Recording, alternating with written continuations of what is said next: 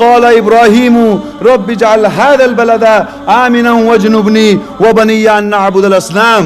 When Ibrahim said, "Oh my Lord, make this city of peace and security and preserve me and my sons of worshipping idols." Preserve me and my sons from worshipping idols.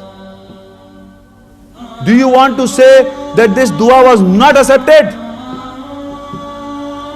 That there were idols in the house of Allah? Look at the ayat again. وَإِذْ قَالَ إِبْرَاهِيمُ رَبِّ اجْعَلْ هَذَا الْبَلَدَ آمِنًا وَاجْنُبْنِي وَبَنِيَّ أَن نَّعْبُدَ الْأَصْنَامَ. When Ibrahim said, "Oh my Lord, make this city of peace and security and preserve me and my sons of worshipping idols." And we are his sons, the Muslim world. The Muslim world, we have established salat in the house of Allah from all times. And it will remain in the future.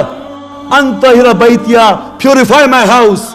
Raise the foundation of the house instead of keeping idols in our house. They are just in our minds. I have read all the ayahs. You can come up and talk to me at any time. There was no worshipping of the idols in the house of Allah, because this is the prayer and the dua of Ibrahim alayhi salam. He purified the house, and still the Muslim world upholds the status of the house of Allah with our all weaknesses.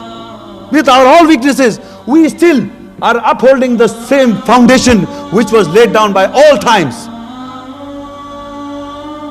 Believe me, you. With all the weaknesses, I'm asking, what are we? Nothing. And still you see the qiyam, the ruku, the sujood and the tawaf. With our all demerits, we still do that. We still practice the same thing in all time. Who's there? Who is stopping us for not keeping idols in the house? It is Allah who has preserved his house from all kind of mischief and infidelity. It was purified from the day one and still today, and it will remain in the future.